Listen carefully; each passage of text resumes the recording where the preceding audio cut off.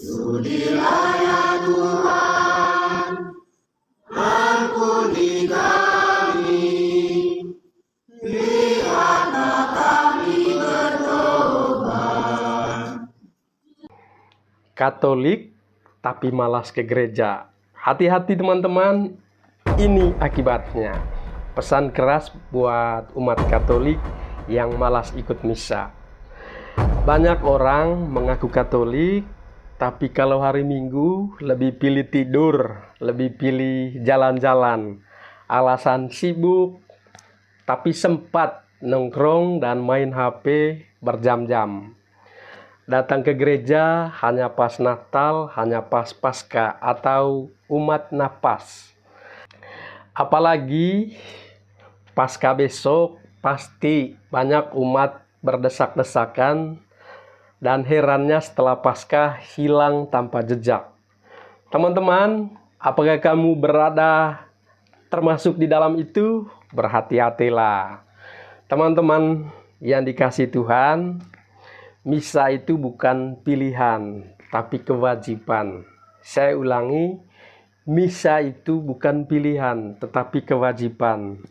Menghadiri misa minggu itu bukan sekedar kebiasaan, tapi perintah Tuhan. Perintah ketiga dari 10 perintah Allah. Ingatlah dan kuduskanlah hari Tuhan. Di Keluaran bab 20 ayat 8. Nah, gereja juga menetapkan aturan jelas. Siapa yang sengaja melewatkan misa minggu tanpa alasan serius, maka itu termasuk dosa berat. KGK 2181. Kalau kamu Katolik tapi mengabaikan misa, apakah kamu benar-benar menghormati Tuhan? Banyak orang bilang, yang penting hati. Saya bisa doa sendiri di rumah. Tapi Yesus berkata, di mana 2 atau 3 orang berkumpul dalam namaku, di situ aku ada di tengah-tengah mereka. Matius 18 ayat 20. Teman-teman yang dikasihi Tuhan, Yesus sendiri yang menetapkan perayaan Ekaristi.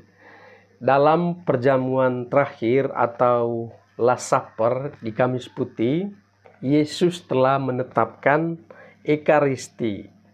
Kalau misa itu tidak penting, kenapa Yesus melakukannya? Harus teman-teman ketahui bahaya jika malas ke gereja. Lama-lama iman teman-teman jadi dingin.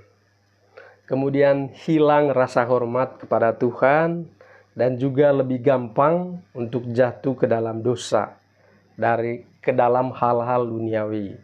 Dan yang lebih parah, tanpa Ekaristi kita kehilangan sumber kehidupan rohani, yaitu kehilangan kehidupan kekal kita. Yesus bilang, barang siapa makan dagingku dan minum darahku, ia mempunyai hidup yang kekal. Yohanes bab 6 ayat 54. Bahkan manfaat Ekaristi teman-teman, Tuhan akan mengampuni dosa-dosa kita. Kita juga akan dibangkitkan pada akhir zaman. Dan Tuhan tinggal bersama kita, tinggal di dalam kita.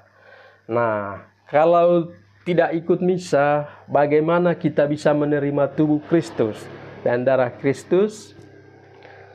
Jadi teman-teman, terutama teman-teman Katolik, apa yang harus kita lakukan?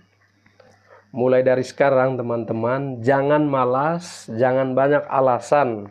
Jadikan misa sebagai prioritas, bukan beban. Datang dengan hati yang siap, bukan sekedar formalitas atau rutinitas. Ingat, ke gereja bukan buat romo, bukan buat tetangga, tapi buat Tuhan dan kebaikan diri Anda sendiri. Jadi kesimpulan dari video ini, jikalau teman-teman mau selamat, jangan tinggalkan misa. Jangan tinggalkan Ekaristi. Misa itu perintah Tuhan dan gereja.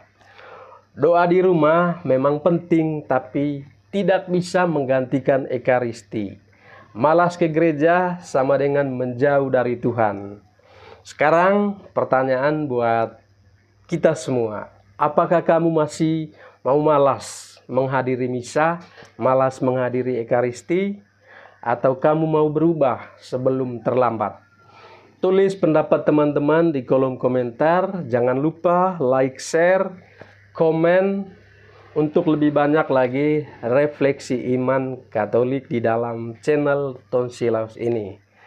Tuhan memberkati kita semua. Selamat melanjutkan kembali aktivitas teman-teman. Semoga hari ini dari pagi sampai malam semuanya senantiasa di dalam naungan Tuhan. Tuhan memberkati.